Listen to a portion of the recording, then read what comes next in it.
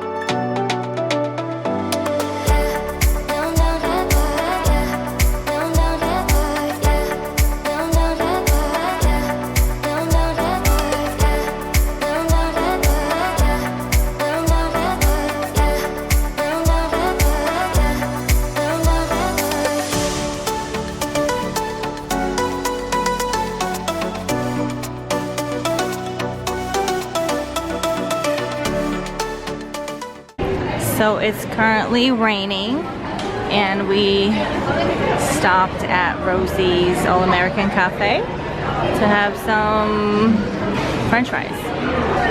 So we just got some simple stuff just so the rain can kind of simmer down. This looks questionable, but give it a try. And we got some plastic cheese. What? Plastic cheese. Alright, so it actually ended up raining pretty bad. The liner is obviously not working, and we decided to get a minivan. Eden's over there. So we're getting there now. I'm super excited because I haven't been in a minivan in forever.